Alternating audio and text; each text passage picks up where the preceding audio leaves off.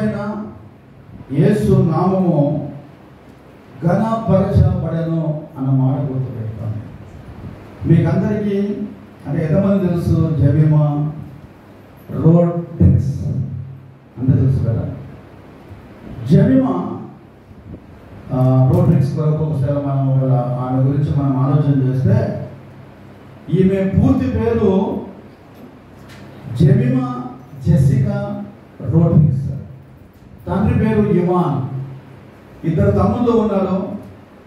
ఒక అబ్బాయి పేరేమో ఆనోకు, దాని ఇంకొక అబ్బాయి పేరేమో ఏలి. తెలుసా? ఏలి యాజకుడు. ఈ అమ్మాయి పుట్టింది పంజాబ్లో.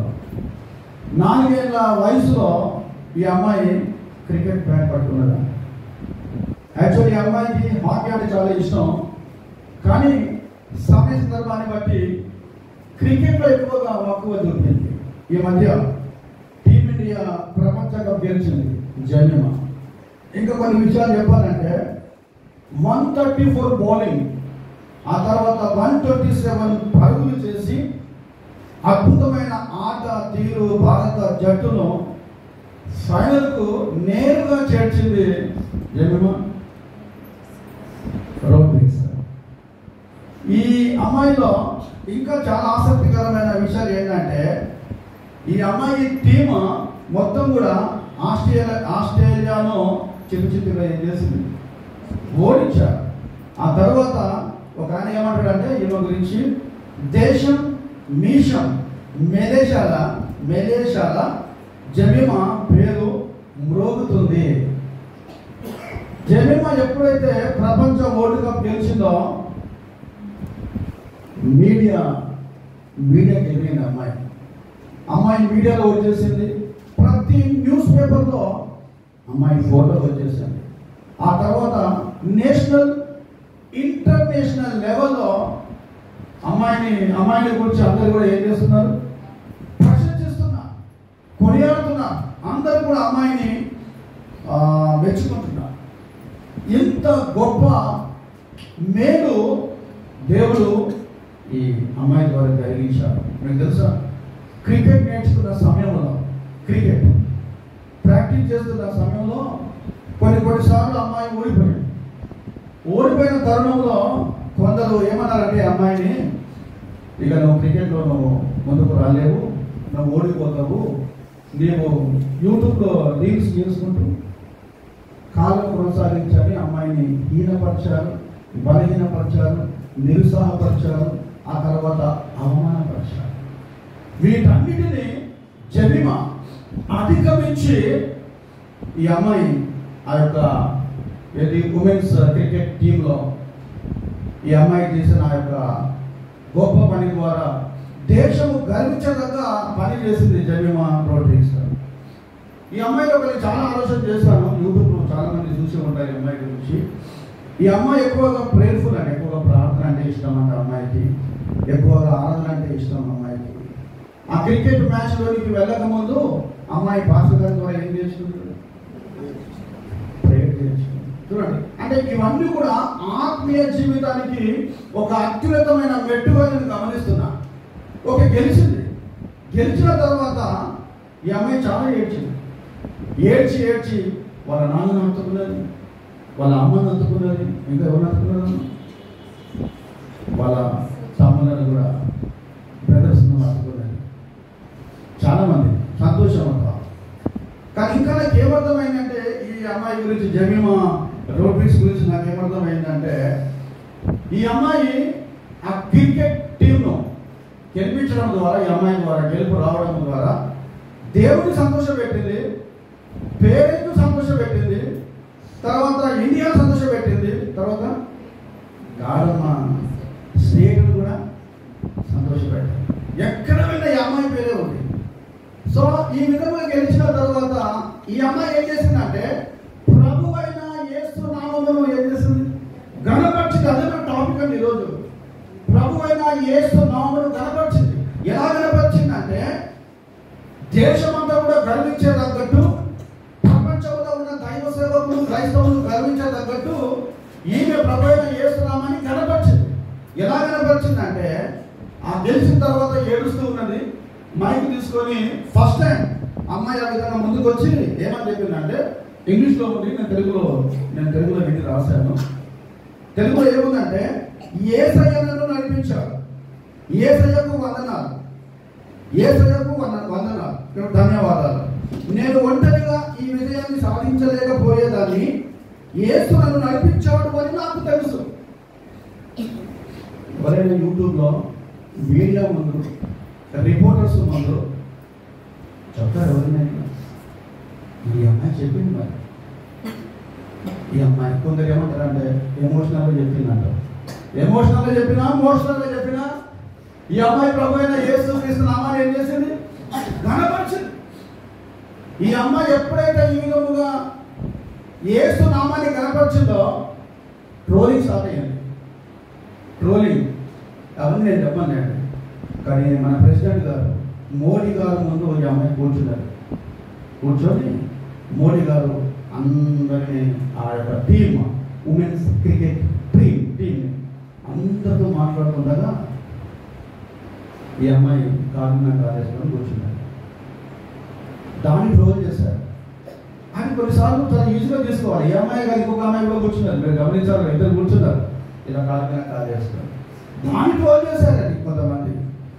కానీ ఏది ఏమైనప్పటికీ దేశము గర్వించదగ్గ పని ఒక క్రైస్తవురాలు ద్వారా దేవుడు చేశారు. ఆమేన్. ఈ రోజుల్లో చాలా మంది దైవ సేవకులు ఏమంటున్నారంటే, జెమిమా అనే అమ్మాయి మన క్రైస్తవులలో యూత్ కానివ్వండి, తర్వాత గర్ల్స్ కానివ్వండి, బాయ్స్ కానివ్వండి, ఈ అమ్మాయి సంఘాలలో ప్రతి ఒక్కరికి ఒక కంటే ప్రతి ఒక్కరికి ఒక ఆదర్శం, ప్రతి ఒక్కరికి ఒక మోడల్. అంటే కష్టపడి సాధించలేనిది ఏది లేదండి. సాధన ఉండాలి, ఆసక్తి ఉండాలి, పట్టుదల ఉండాలి, ఇక్కడ జీలు ఉండాలి. ఆ పట్టుదల, సాధన, జీవితో పాటు దేవుని కృప కూడా ఉండాలి. సో భాషగారు ఏమంటారంటే, ఆ జన్మ వలె సంఘాలలో, ఉద్యోగాల్లో కానివ్వండి, చదువులో కానివ్వండి, ఆరాధనలో కానివ్వండి, మీరు ఎంచుకున్న ఏ మార్గమన్నా కానివ్వండి, మీలో దేవుడు ఒక్కొక్క జన్మ కంప్లీట్ చూడొద్దా చూడాలి అని ఆ పట్టుదల ముందుకు రావాలి మీరందరూ కూడా. సో దేవుని వాక్యములో కూడా ఈ అమ్మాయి ఏ విధముగా అందరి సమక్షంలో ప్రభు అయిన యేసు నామమును ఘనపరిచిందో, ఇక్కడ ఏపీసీ పట్టణంలో ఉన్న వారందరూ కూడా ఏం చేశారంటే, చదవండి 17వ వచనం తొందరగా.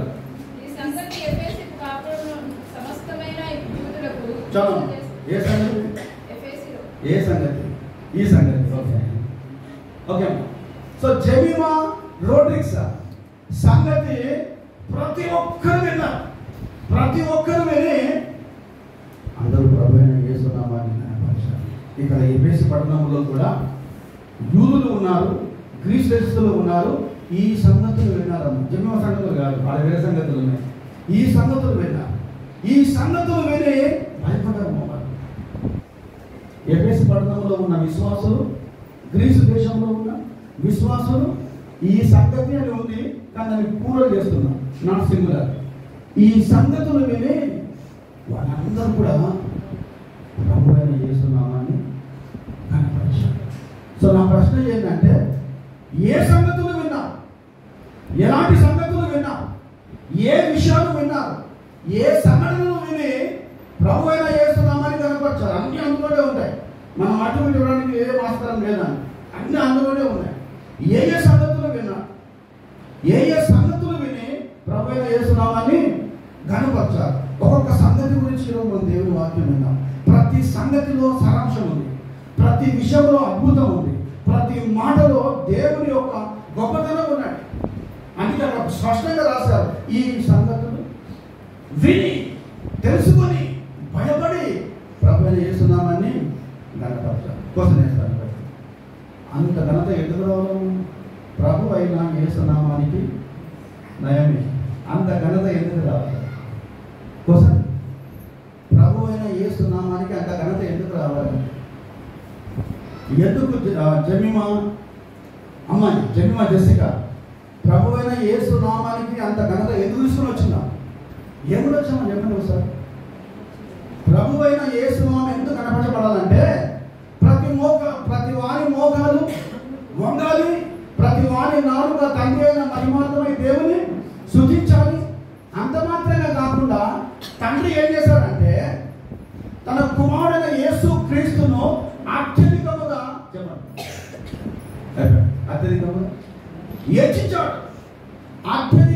హెచ్చించాడు. కాబట్టి అన్ని నామముల కన్నా యేసు నామం మహిమ గలది, గొప్పది. కాబట్టి యేసు ప్రభువైన నామాన్ని ఏం చేయాలి? మనము ఘనపరచాలి. అన్ని నామముల కంటే ఘనమైన నామం. లోకంలో ఎన్నో నామాలు ఉన్నాయి, అవన్నీ నేను చెప్పాను. కానీ అన్ని నామాలలో, అన్ని పేర్లలో ఏ పేరు గొప్పది? యేసు నామం. యేసయ్య నామములో వాడముడు మొదలుపడవలసిన. సో యేసయ్య నామములో శక్తి ఉంది, అందుకే ఆయన నామము కనపరచబడాలి. ఒక రెఫరెన్స్ చెప్తాను సార్, చదవండి దయచేసి. ఒక రెఫరెన్స్ ఎందుకు ఆయన నామం కనపరచబడాలి అంటే ఒక రెఫరెన్స్ చదవండి. 1 తిమోతి 1:17. 1 తిమోతి 1:17.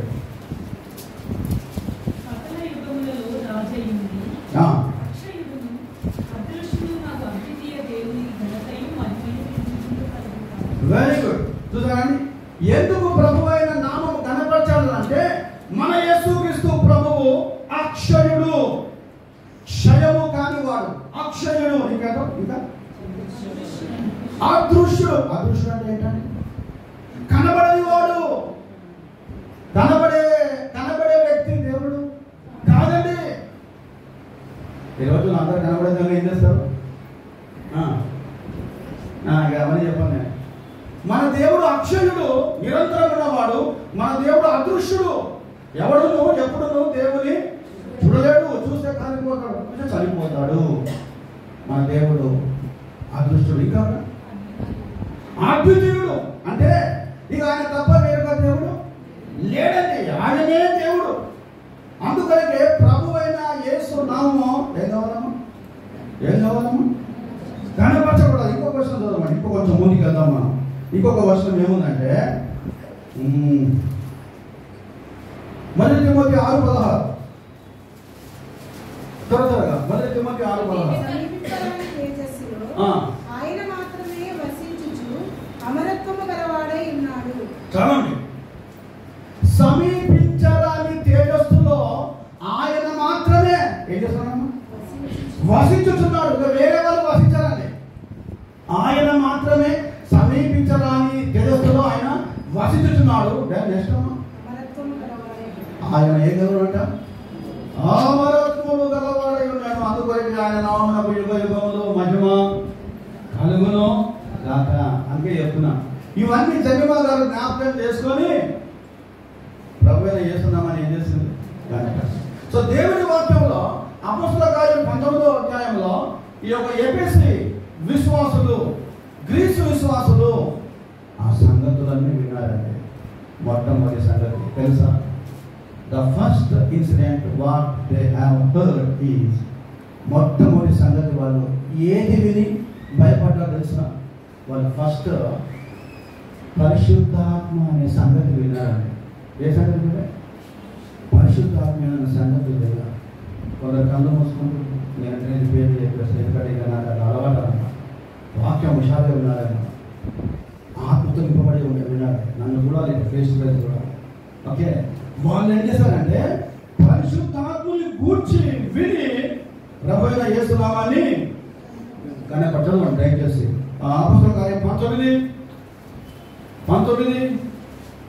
2వ వచనం. 19:2. పరిశుద్ధాత్ముడు ఉన్నాడన్న సంగతి మేము వినలేదని చెప్పింది. చాలా రైట్. చూసారండి, ఇది చాలా ప్రాముఖ్యమైన విషయం అండి. పౌలు గారు ఎఫెసీ పట్టణానికి వచ్చారు. ఎఫెసీ పట్టణానికి వచ్చి అక్కడ కొంతమంది విశ్వాసులతో, శిష్యులతో పౌలు గారు మాట్లాడుతూ ఏమన్నాడంటే, విశ్వాసులారా మీరు పరిశుద్ధాత్మను పొందారా అని అడిగాడు. ఏమన్నాడు? పరిశుద్ధాత్మను పొందారా అనగానే వాళ్ళు ఏమన్నారంటే వాక్యం వాక్యం విన్నోళ్ళు, వాక్యం వినిన వారు, వాక్యాన్ని శ్రద్ధగా ఆలకించిన వారు, అరే పౌలు గారు ఏం మాట్లాడుతున్నారు మీరు, పరిశుద్ధాత్ముడు ఉన్నాడన్న సంగతే మాకు ఏమన్నా కూడా గట్టిగా తెలియదు. చూసారండి, ఈ రోజుల్లో సంఘాలు కూడా కొంతమందికి పరిశుద్ధాత్మ గురించి అంత పట్టింపు లేదు, పరిశుద్ధాత్మకు అంత జ్ఞానము ఏమో లేదు. అసలు పరిశుద్ధాత్ముడు ఉన్నాడన్న సంగతి వాళ్ళకు కూడా తెలియదు. కొంతమందికి యెహోవా తెలుసు, యేసుక్రీస్తు తెలుసు, ఎవరు తెలుసు? పరిశుద్ధాత్ముడు. అదే పరిశుద్ధాత్ముడు లేడు అంటున్నారు మీరు, మరి ఎట్లా బ్యాప్టిజం తీసుకున్నారు? ఎవరు మీకు బ్యాప్టిజం ఇచ్చారంటే, అయ్యా మాకు ఎవరు ఇచ్చారంటే బ్యాప్టిజం? యోహాను ఇచ్చాడు అయ్యా మాకు బ్యాప్టిజం. మరి యోహాను ఎలా ఇచ్చారు మీకు? యోహాను ఎలా ఇచ్చారు? అయ్యా యోహాను బ్యాప్టిజం పెట్టించినంటే పెట్టించినాము బ్యాప్టిజం ఏమన్నా నీటి బ్యాప్టిజం ఇచ్చాడు, కరెక్టే. అందరం అదే అనుకుంటాం కొన్నిసార్లు. నీటి బ్యాప్టిజం ఎట్లా ఇచ్చింది యోహాను? నీటి బ్యాప్టిజం పెట్టించినంటే మా దాసనంలో తెలుస్తుంది. Thank you very much.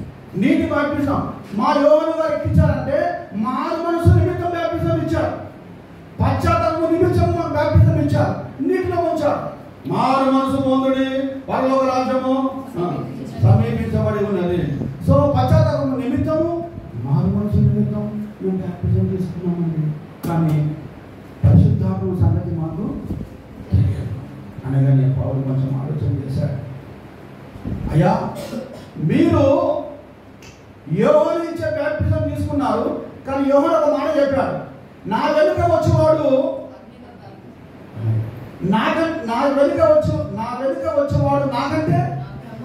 నాకంటే ప్రముఖుడు, నేను ఆయన చెప్పుల వారు విప్పుటకు నేను పాత్రుడు. కాబట్టి ఆ యేసు నామములో ఏం చేయాలి? అది నాకు ఆ యేసు నామములో బ్యాప్టిజం కావాలి అనగానే వీళ్ళు ఏం చేశారంటే వెంటనే ఆ పౌలు చెప్పిన మాటలు విన్నారు. విని మారు మనసుగా అంటే విశ్వాసంతో ప్రభువైన యేసు నామములో ఏం చేస్తున్నారంటే బ్యాప్టిజం తీసుకున్న వెంటనే పౌలు గారు ఏం చేశారంటే వాళ్ళ మీద చేతులు పెట్టిన వెంటనే వాళ్ళకి ఏమొచ్చేసింది? పరిశుద్ధాత్ముడు వాళ్ళలోనికి వచ్చేసాడు. మారు మనసు పొందారు, విశ్వాసం పొందారు, మారు మనసు పొందారు, ప్రభువైన యేసు నామములో బ్యాప్టిజం తీసుకున్నారు. తీసుకున్న తర్వాత ఎవరు వచ్చారు?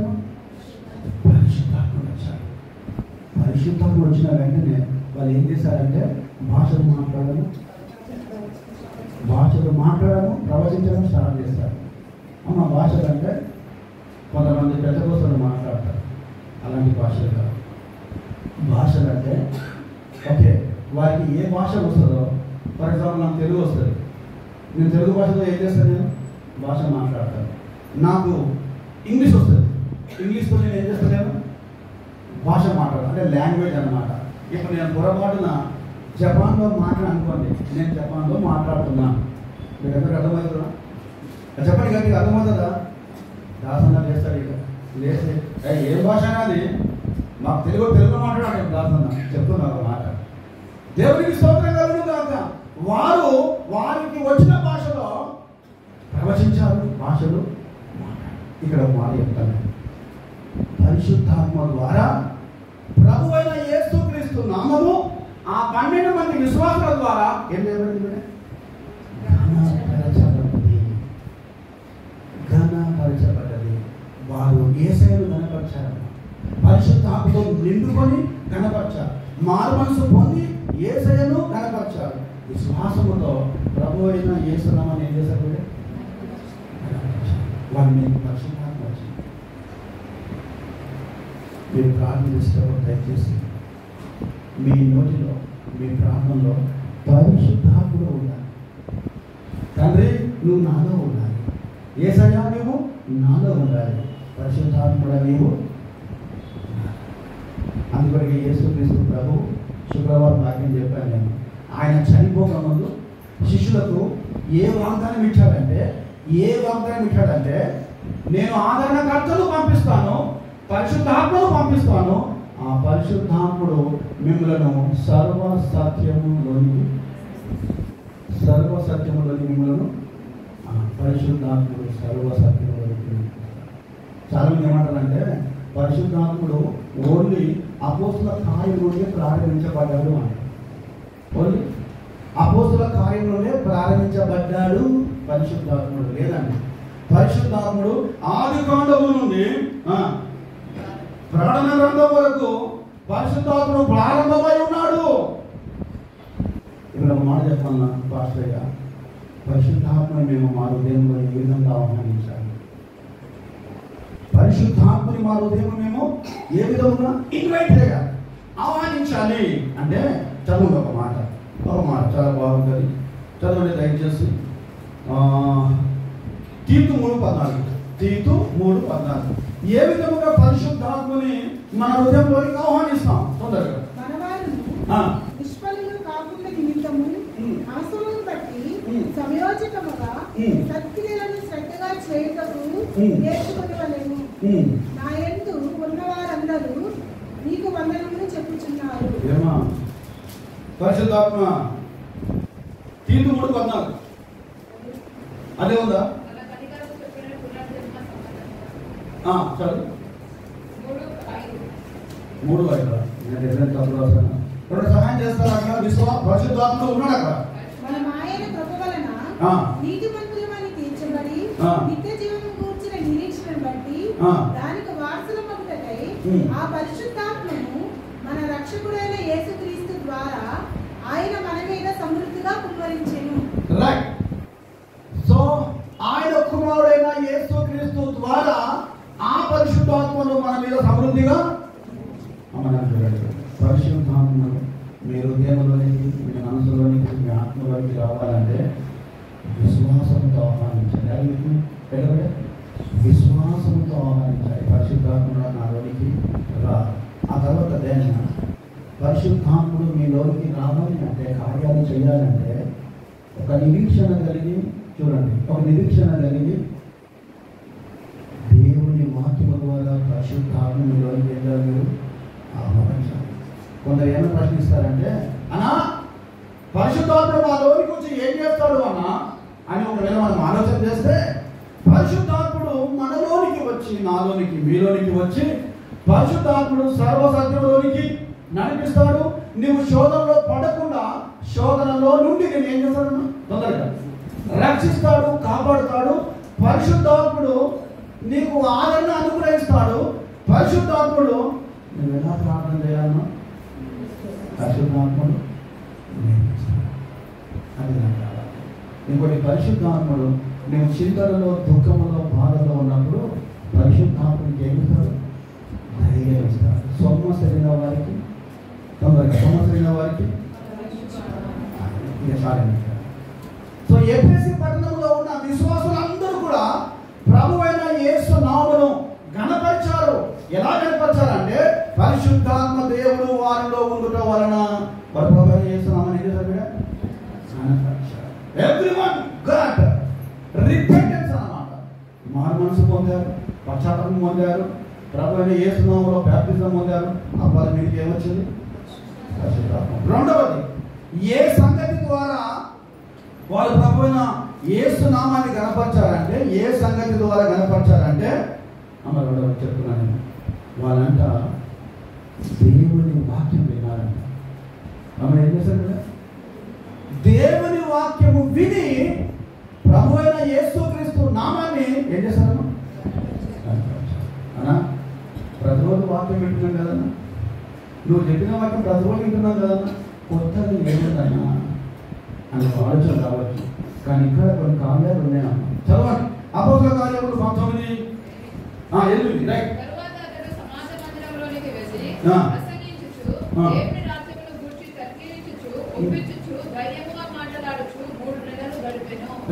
చూడమ్మా, తూరను అనే పాఠశాలలో గమనించండి. తూరను తూరను అనే పాఠశాలలో 2 months 2 years ఆ పాఠశాలలో ఉండి సమాజ మందిరంలో గమనించండి యేసుక్రీస్తు యొక్క వాక్యం చెబుతూ ఉన్నాడు, బోధిస్తూ ఉన్నాడు, ప్రకటిస్తూ ఉన్నాడు, తర్కిస్తూ ఉన్నాడు. అందరూ వింటున్నారు, అందరూ కూడా శ్రద్ధగా వింటున్నారు.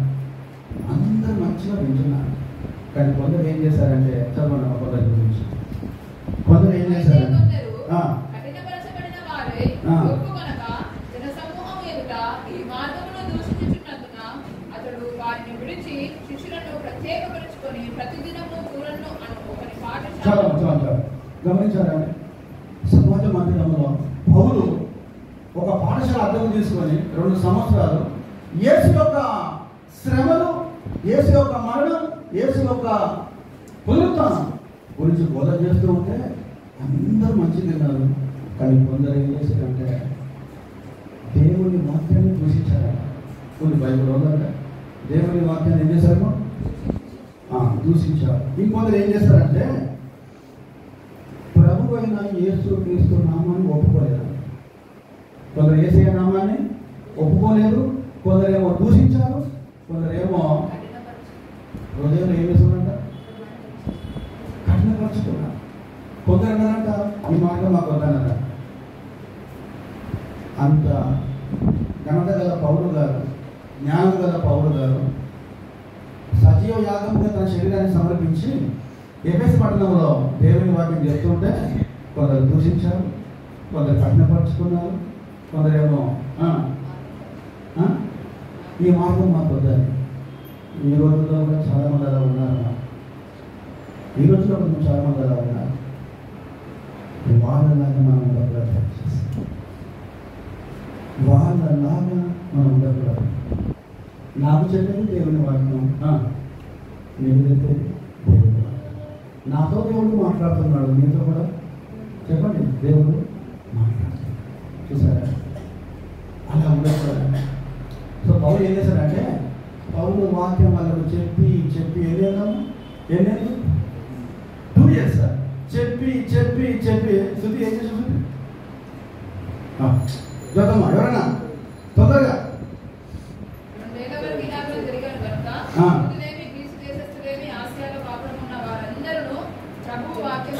తప్పు పాయింట్ కావాలి. 2 years చెప్పి చెప్పి చెప్పి ప్రణతి నోటేసి చెప్పాడు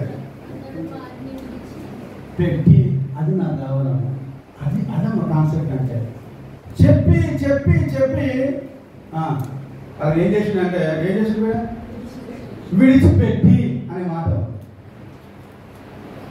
ఉందా? ఎన్నేళ్ళు చెప్పినాము? 2 ఏళ్ళు చెప్పినాం.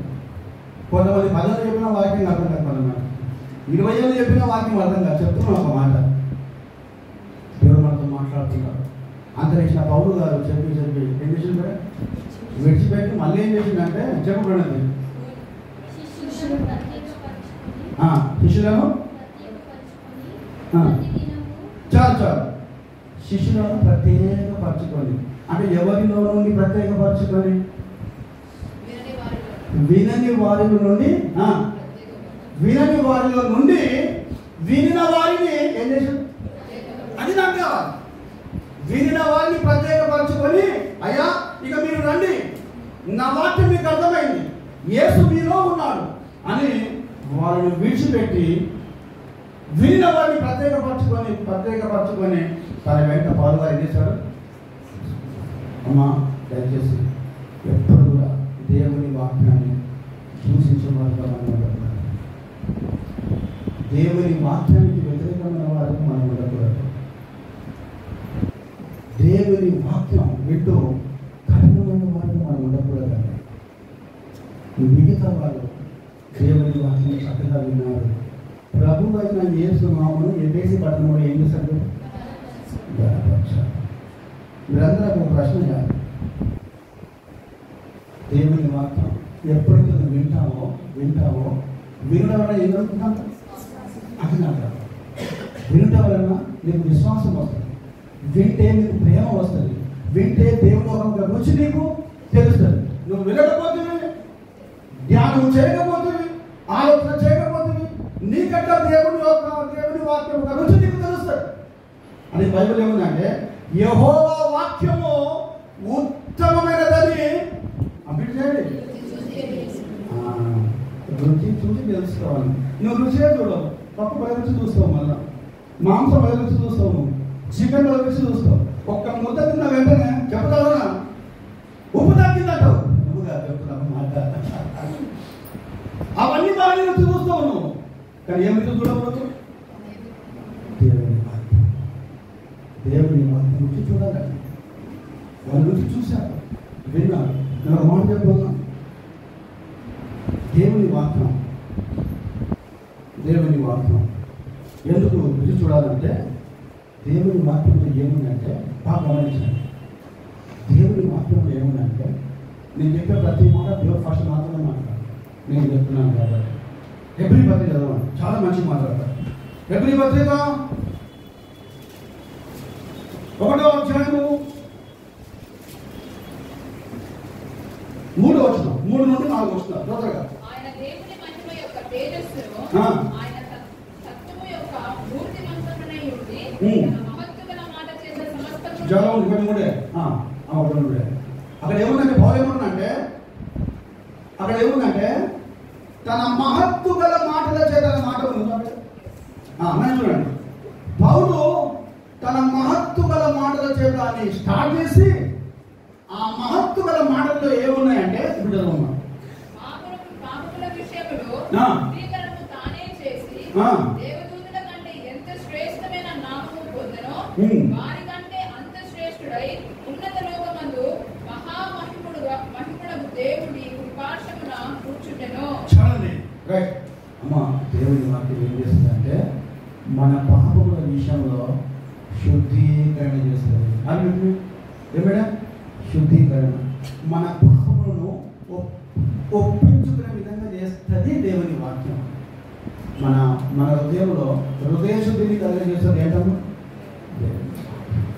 కాబట్టి దేవుని బిడ్డలారా, అప్పుల పిసికిన భార్యాభర్తలు ఇద్దరు వాక్యం విన్నారు. వాక్యం విని పౌలు వెంట ఉండి పరిచర్య చేశారు. సో ఈ సంగతులు విని ఎఫెసు పట్టణంలో ఉన్న ప్రతి ఒక్కరు గ్రీసు దేశస్థులు ఈ సంగతులు విని భయపడి ప్రభు అయిన యేసు నామాన్ని ఏం చేశారు? గణపరిచారు. ఒకటి పరిశుద్ధాత్మ పొందడం ద్వారా గణపరిచారు. రెండవది దేవుని వాక్యం వినడం ద్వారా గణపరిచారు. మూడవది ఎలా గణపరిచారు అంటే వాళ్ళు మూడవది ప్రభు అయిన యేసు నామం ఏ విధంగా గణపరచబడింది అంటే మూడవదిగా చదువు మీరు చెప్పండి. అపోస్తలుల కార్యం 19:11 వచనం. చాలు రైట్. మూడవది ఆ ఎఫెసు పట్టణంలో ప్రభు అయిన యేసు నామం ఎలా కనపరచబడిందంటే నేను చెప్తాను. స్వస్థత ద్వారా గణపరచబడింది. స్వస్థత ద్వారా మీకు తెలుసా? పౌలు గారు 2 ప్రశ్నలు వేస్తాను మీకు, చూద్దాం ఎవరు త్వరగా చెప్తారు. పౌలు గారు అందరి కొరకు ప్రార్థన చేస్తున్నారు, వాక్యం చెప్తున్నారు. ఆ జనసమూహంలో పౌలు గారు నడుస్తూ ఉంటే కొందరంగా ఈ హ్యాండ్ కట్చి ఉంది కదా, అది తీసుకొని నడుము చుట్టుకున్న వస్త్రాలు తీసుకొని జ్యోతి తీసుకొని ఇలా పౌలు గారికి అవి తగిలించినప్పుడు ఇలా హ్యాండ్ కట్చి కానివ్వండి, అధికారులు కానివ్వండి, అలా తీసుకొని వచ్చి ఎక్కడైతే రోగులు ఉన్నారు, ఎలాంటి రోగులైనా సరే రోగులు ఉన్నారు, వారి మీద పెట్టిన వెంటనే రోగులకు ఏమొచ్చింది? పౌరుగానే వచ్చి స్వస్థపరచలేదండి. ఆయన శరీరానికి తగిలిన వస్త్రాలు, ఆయన శరీరానికి తగిలిన వస్త్రాలు తగిలిన వెంటనే వారు మంచిగా. నేనేమంటానంటే దేవుని వాక్యంలో యేసుక్రీస్తు కూడా నడుస్తున్న సమయంలో రక్తస్రావం గల స్త్రీ వచ్చి ఏముంటుంది? వస్త్రం. మన వస్త్రం. సో యేసయ్య వస్త్రాన్ని ముట్టి చాలా మంది స్వస్థపరచబడ్డారు. రెఫరెన్స్ ఉంది నా దగ్గర. ఓకే, చాలా మంది యేసయ్య వస్త్రాన్ని ముట్టి స్వస్థపరచబడ్డ వారు చాలా మంది ఉన్నారు.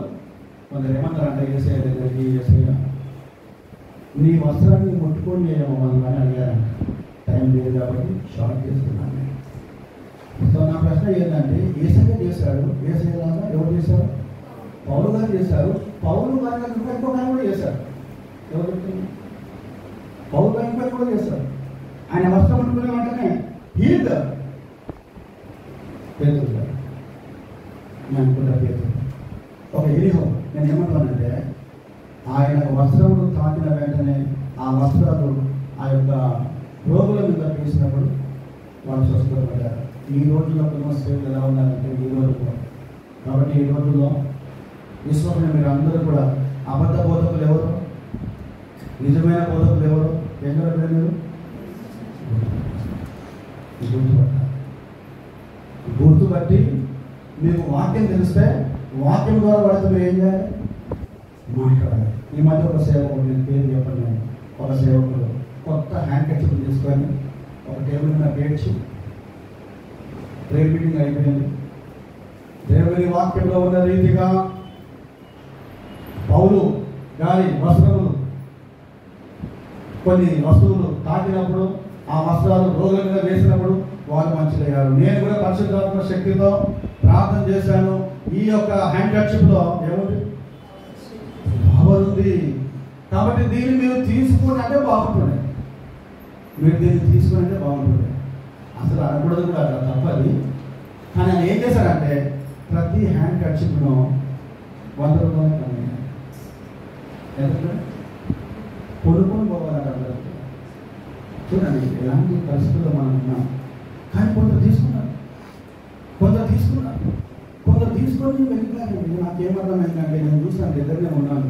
నాకేమర్థమైందంటే మీరు సరైన విశ్వాసము లేదు, సరైన వాక్యము లేదు. అంటే నాకేమర్థమైందంటే ఆఫ్టర్ ఆల్ ఆయన ఇచ్చిన కర్చీఫ్ తీసుకొని దాన్ని కనపరుస్తున్నారు. కానీ తొందరగా అది కాదు, ప్రభువైన యేసు నామములో కనపరచడం లేదు. ఆఫ్టర్ ఆల్ ఆ కర్చీఫ్లో దేవుని శక్తి ఉందని గమనిస్తున్నారు. కానీ దేవుని మాటలో ఏం లేదని శక్తి లేదు. అందుకే యేసుక్రీస్తు ప్రభువు ఒక్క అమ్మాయి మాత్రం ముట్టినాడు. ఒక అమ్మాయి గతసరాల స్త్రీ ముట్టింది. వేరే చోటనేమో ముట్టమేమో అని రిక్వెస్ట్ చేస్తారు. కానీ యేసు ప్రభు చాలా చోట్ల ఎలా జనులను, ప్రజలు స్వస్థపరచాలంటే ఒకే ఒక మాట అడిగినాము. ఒకే ఒక మాట ఎలా స్వస్థపడ్డాను, అందరూ ఎలా స్వస్థపరచాలంటే ఒకే ఒక మాట అడిగి ఏం మాట్లాడినాము? ఏం చెప్పి దేవుడు దీవించిన కదా, నీ విశ్వాసం నేను దర్శాలంటే. ఇంకోటి, యేసు ప్రభు ఎక్కడ ఉన్నా వచ్చిన వాళ్ళు ఏమడిగిందంటే నేను నిన్ను బాగు చేస్తానని నీకు, అది నాకు కావాలి. నేను నిన్ను బాగు చేస్తానని నీకు విశ్వాసం ఉందా? ఈ కర్చీఫ్ నీకు ఇస్తే ఈ కర్చీఫ్ నేను బాగు చేస్తుందని నీకు విశ్వాసం అని ఎక్కడ లేదండి. అంటేనే అందరూ బుద్ధివాడు, కనాను స్త్రీ, శతాధిపతి చాలా మంది ఉన్నారు. వీళ్ళందరినీ వేసేవాడు అంటే నీ విశ్వాసం లేదు. అందుకే కొన్ని చోట్ల ఏసయ్య ఖచ్చితంగా ఏమని చెప్పిందంటే, ఒక తండ్రి ఏసయ్య దగ్గరికి వచ్చాడు. తన కుమారుడు మూగా చెవుని భయం పట్టినప్పుడు వచ్చినప్పుడు ఏసయ్య ఏం చెప్పిందంటే, నమ్మువానికి కుదరగా, నమ్మువానికి. ఇంకో దగ్గర యాకోబు గారు ఏం చెప్పారంటే, యాకోబు గారు విశ్వాసరహితమైన ప్రార్థన ప్రభు అతని, అరే ప్రభు అతని లేకును, అంతేదండి, ప్రభు అతని లేకును.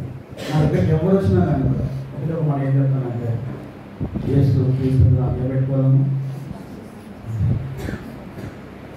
అని ప్రార్థన చేస్తాను. నేను ఏమంటానంటే, ఒక ఆయన ఏమంటారంటే రోగాలు మనుషులు రాకపోతే చెట్లకు వస్తాయా అంటున్నాను. ఇంకోటి, రోగాలు పెడితేనే మంచిది. నేను చెప్తున్నాను, రోగాలు పెడితేనే మంచిది. మనకి రోగాలు పెట్టకపోతే నా ఎంత మనగాడు లేడు అంటున్నాను. కరెక్టే కదా.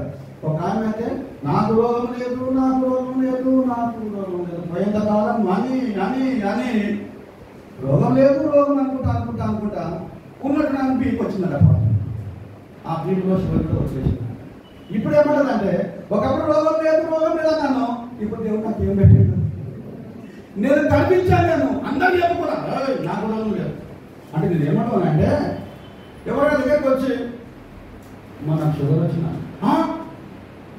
ఈ వయసులో షుగర్ ఎందుకు, ఈమె ఎవరు ఏ రోగం లేని అమ్మగారు, అమ్మ నాకు నొప్పి చేస్తున్నాను, ఈ వయసులో నీకు నొప్పి లేనివన్నీ ఏది, ఇగో నాకు చూడు అంటే. నేను ఏమంటున్నానంటే, అతిశయించాలంటే ఎవరు అతిశయించాలి? దేవుని ఎందుకు అతిశయించాలండి.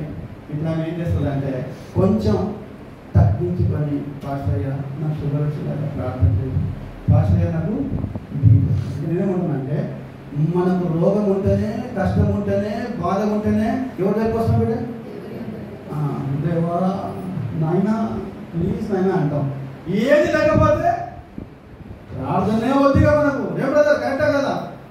ఏమి లేకపోతే దాన్ని ఏమంటామనంటే, ఇక్కడ స్వస్థత పొందిన వారు ప్రభువైన యేసు నామమున ఏం చేశారు కూడా ఘన పరిచారండి. అందువరకు మీరందరూ కూడా స్వస్థత పొందినప్పుడు, ఆరోగ్యము దేవుడు ఇచ్చినప్పుడు జీవితాంతం ప్రభువైన యేసు నామమున ఏం చేయాలి? చివరికి ఒక మాట, ప్రభువైన యేసు నామమును పౌలు ద్వారా ఎఫెసీ పట్టణంలో విశ్వాసులు ఎలా కనపరచాలంటే, చదవండి దయచేసి. చదవకముందు ఒక మాట చెప్తాను, మనం ఇప్పుడే చెప్తున్నాను. చదవక ముందు 2 సార్లు చదివిస్తాను నేను, చదవండి బాగా. రైట్. 19వ అధ్యాయం 13. అప్పుడు దేశ సంచారులను మాంత్రికులైన కొందరు యూదులు పౌలు ప్రకటించి యేసు తోడవు మిమ్మును ఉచ్చాటన చేయుచున్నానని మాట చెప్పి దయ్యములు పట్టిన వారి మీద ప్రభువైన యేసు నామమును ఉచ్చరించుటకు పూనుకొనిది. ఇంకా యూదుడైన స్కెవయను ఒక ప్రధాన యాజకుని కుమారులు 7 అలాగూ చేయుచుండిరి. అందుకు ఆ దయ్యములు, నేను యేసును గుర్తెరుగుదును, పౌలును కూడా ఎరుగుదును. చాలా రైట్. అమ్మ ఇక్కడ ఎవరు ఏ మాటను బట్టి ప్రభువైన యేసు నామాన్ని కనపరిచారు? ఎవరు ఏ మాటను బట్టి ప్రభువైన యేసు నామాన్ని సాగు కనపరిచారు?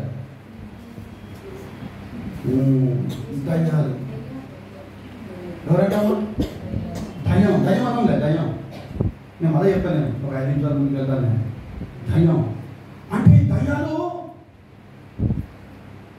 ఆ 7 మంది దగ్గరికి వచ్చి, యాజకుడికి 7 మంది కుమారులు ఉన్నారు, వచ్చి ఏమంటున్నాడు, యేసు ఎవరో తెలుసు నాకు, పౌలు ఎవరో తెలుసు, కానీ మీరెవరో నాకు తెలియదు. అంటే దీని అర్థం ఏంటంటే, పౌలు ప్రభువైన యేసుక్రీస్తు నామములో దయ్యాలు వెళ్ళబడుతుంటే, ఆ దేశంలో ఉన్న మాంత్రికులు, దేశ సంచారికులు, ఈ 7 మంది యాజకులు 7 మంది కుమారులు ఏం చేశారు అంటే, ఇదేదో బాగానే ఉంది, నన్ను గమనించండి, ఇదేదో కేవలం దయ్యాలు వెలగొట్టినందుకు పౌలు గారికి ఏమొచ్చింది? ఈ మేలు వచ్చింది, ఏమో గొప్ప మాట వచ్చింది, గౌరవం వచ్చేసింది. అబ్బా, ఇంత పేరు మారి మోగిపోతుంది పౌలు గారిది. ఇది పెద్ద విషయమా? మేము కూడా చేస్తామని వీళ్ళేం చేశారు? 7 మంది ఎవరు? స్కెవయను యాజకుని 7 మంది కుమారులు ఏం చేశారంటే, ఒకరిని దయ్యం పడితే ఒక రూమ్లో వీళ్ళందరూ ఏం చేశారంటే, ఈ 7 మంది సేవకులు కానివారు, దేవుని వాక్యము తెలియనివారు, ప్రార్థనా శక్తి లేనివారు స్టార్ట్ చేసేది. స్టార్ట్ చేసి 7 మంది ఏమని చెప్పాను నేను, 7 మంది ప్రార్థన చేస్తారు, మాట్లాడుతారు, ఏమో చేస్తారు. వెంటనే టైం ఏం చేసింది తెలుసా? మెల్లగా నోరిప్పి నేను వినగా చెప్తాను నీకు, నేను చేస్తున్న గుడి తిరుగుతును, ఇది నేను చెప్పినా కాబట్టి అని దయ్యం మాట్లాడుతూ, అది కరెక్టే కదా, నేను కాబట్టి మాట్లాడుతున్నా. అంటే దయ్యం పడితే ఎలా మాట్లాడాలి? నేను చేస్తున్న గుడి తిరుగుతును చెబుతున్నా, నువ్వు కూడా వెళ్ళి చెప్తున్నావు. అది చెప్తున్నానే, చూడండి. అంటే ఇక వెంటనే సాతాను మాట మాట్లాడి అందరిని కొట్టినాక, అందరి తీవ్రంగా కొట్టి, 2 బాగా కొట్టినాక అందరూ పరిగెత్తని పరిగెళ్ళిపోయారు. కొందరేమో ఎక్కడ వెళ్ళిపోయినాక వినాక చెప్పారు కదా. అంటే దయ్యం ఏం చేసిందంటే, వాళ్ళ వల్ల ఏం చేసింది అన్న కరెక్టే కదా. దయ్యం ఏం చేసింది? వాళ్ళ బట్టలు కూడా తీసి బాగా కొట్టి, ఒరే మూర్ఖులారా, మీరు నన్ను ఎలా పడతారా? నాకు యేసు ఎవరో తెలుసు, తర్వాత పౌలు ఎవరో తెలుసు, యేసు శక్తి తెలుసు, నాకు పౌలు శక్తి తెలుసు, ఆయన తెలుసు, ఈయన తెలుసు, మీరెవరు నాకు తెలియదా నాయన అని కొట్టి బట్టలు పంపిస్తున్నారు దయ్యం. కాబట్టి జాగ్రత్త. నాకేమర్థమైందంటే, సేవకుడు చేసే పని, విశ్వాసం చేసే పని, సేవకుడు చేయకుండా విశ్వాసలా పని చేస్తే ఇవే జరుగుతాయి అన్నమాట. కరెక్టే కదా. అందుకే దేవుని వాక్యములో సౌలు సమయాలుగా చేద్దామనుకున్నాడు, కుదరలే. నేను అన్ని చెప్పాను. నేను గేహాజీ ఎవరుగా చేద్దామనుకున్నాడు? ఎలిషాలాగా చేద్దామనుకున్నాడు, చేయలేకపోయాడు. కోరవ కుమారులు ఎవరుగా చేద్దామనుకున్నారు? మోషే అందుకే జ్యోతి ప్రారంభం చేసింది మా పాస్టర్ గారు పాఠం బాగా చెప్పాలి, జ్యోతిగా చెప్పాలి, మర్మాలు చెప్పాలి, పరిశుభ్రంగా గురించి మాట్లాడినాం. సో ఇవన్నీ ఉన్నాయండి. దేవుని బిడ్డలారా, ఎవరు చేసే పని చెప్పండి సార్, ఎవరు చేసే పని? టీచర్ చేసే పని టీచర్ చేయాలి. అది ఏం చెప్పినా లేదు టీచర్ నువ్వు కూర్చో, టీచర్ నువ్వు కూర్చో, నేను ఇలాగనే చెప్తాను టీచర్ నువ్వు చూడ టీచర్ అని శోభగా ఆడంటో ఏమరా తరచి తెక్కిందా ఏమో చెప్తున్నా కానీ చెప్తున్నా కానీ దేవునికి స్తోత్రం కలుగుతుంది అక్క గట్టి ఆమె చెప్తామా ఆమె ఎస్ అండి. దేవుని బిడ్డ మనము దేవుని వాక్యం వింటున్నామండి. అయ్యా నాకు మాట చెప్పాను నేను ఈ మధ్య ఒక ఆయన ఒక మాట అన్నారు. అది నాకు మాట్లాడుతూ పాస్టర్ గారు దయాలన్నీ బయట ఉంటాయి వింటాం మనం, దయాలన్నీ కూడా బయట ఉంటాయి వింటాం మనం, కానీ దయాల రూపంలో మన కుటుంబాలనే ఉంటారు. మన కుటుంబాన్ని కొందరు రూపంలో ఎవరు మాట్లాడతారంట చెప్తున్నాను. ఆ దయ్యాలే అక్క రూపంలో, చెల్లె రూపంలో, భర్త రూపంలో, భార్య రూపంలో మాట్లాడతారు. పాస్టర్ గారు జాగ్రత్త ఉండాలి పాస్టర్ గారు. అంటే మాట వచ్చింది కాబట్టి నేను చెప్తున్నాను. అందుకే బైబిల్ ఏముందంటే అపవాదిని ఎదిరించండి, గట్టిగా అపవాదిని ఎదిరించుడి, అప్పుడు వాడు మీద నుండి పారిపోవును. ఈ రోజుల్లో తెలుసా, ఈ రోజుల్లో క్రైస్తవులు కూడా ఎలా ఉన్నారంటే మీకు తెలియకుండానే అపవాది యొక్క చిక్కులో ఉన్నది. వీళ్ళందరికీ చాలా మంది బయట మీకు తెలియకుండానే అపవాది బంధకంలో ఉన్నారు, అపవాది జిలకగల దొంగ ఊబిలో ఉన్నారు, అపవాది చేతుల కింద ఉన్నారు, అపవాది పరిపాలనలో మీరు ఉన్నారు మీకు తెలియకుండానే. ఒక మాట చెప్తా తర్వాత మీరు నాకు చెప్తాను. రైట్, గలతీయులకు రాసిన పత్రిక 5:19 నుండి చదవండి. అందరితో కూడా ఆట పాట అక్కడ తొందరగా అది ఒకటే మాట నాకు కావాలి. శరీర కార్యములు స్పష్టమై ఉన్నది, అవేవనగా జారత్వము, అపవిత్రత, కాముకత్వము, విగ్రహారాధన, అభిచారము, ద్వేషములు, కలహము, మత్సరములు, క్రోధములు, కక్షలు, ప్రేరములు, విమతములు, అసూయలు, మత్తతులు, అల్లరితో కూడిన ఆటపాటలు. చాలమ్మా, రైట్. సో ఇవన్నీ ఎవరు? సాతాను.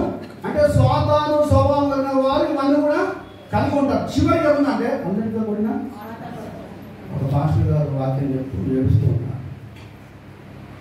ఈ రోజుల్లో మన క్రైస్తవులు ఎలా తయారయ్యారంటే వాళ్ళ కుమారులు వాళ్ళ కుమార్తెలు వినండి, వాళ్ళ కుమారులు వాళ్ళ కుమార్తెలు ఈ స్కూళ్ళలో కాలేజీలో చేర్పించి 15th ఆగస్టు రోజు రకరకాల పండుగలు వచ్చినప్పుడు మన క్రైస్తవుల కుమారులు మన క్రైస్తవుల కుమార్తెలు ఏం చేస్తారంటే వాళ్ళతో కూడా సినిమా పాటల మీద ఫోక్ డ్యాన్స్ అంటారు కదా, ఫోక్ డ్యాన్స్ వీటి మీద ఏం చేస్తారు? ఆటలు. ఎక్కడ ఉంది మన విశ్వాసం? తల్లిదండ్రులుగా మన పిల్లలకి ఏమి నేర్పిస్తారు? రేపు ఆత్మీయులకు పెళ్ళిళ్ళు అయ్యి కొడుకులు పిల్లలు పోతే ఆత్మీయులు కూడా అట్నే చేస్తారు.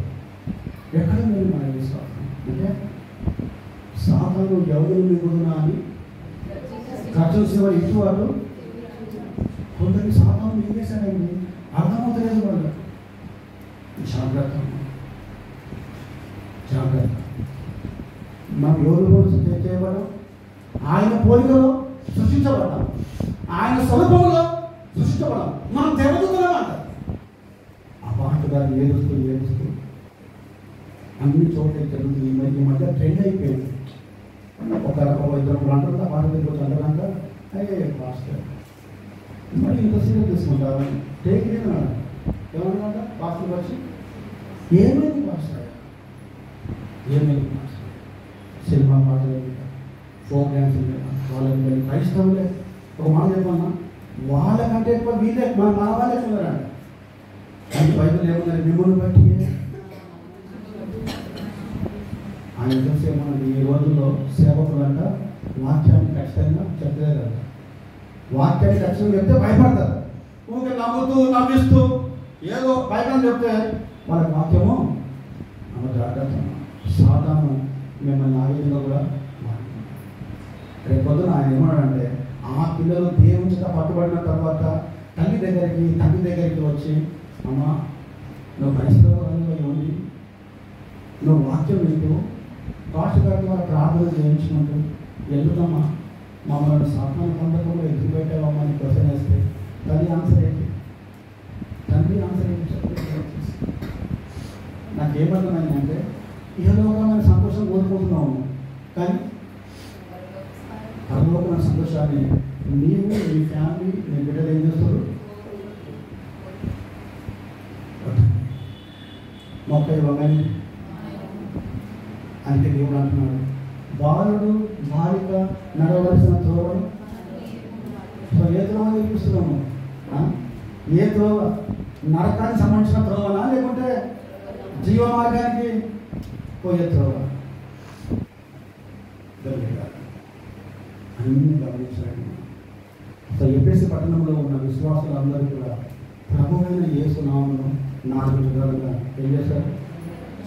ఒకటి పొందరు, పరిశుద్ధాత్మ పొందుల ద్వారా యేసయ్య కనపరచబడ్డాడు. రెండవది వాక్యం వినడం ద్వారా యేసయ్య కనపరచబడ్డాడు. మూడవది స్వస్థత ద్వారా యేసయ్య కనపరచబడ్డాడు. నాలుగవది దయ్యముల ద్వారా యేసయ్య కనపరచబడ్డ. దయ్యం వచ్చి నేను యేసు ఎరుగుతా మీరెవరు నాకు తెలియదు.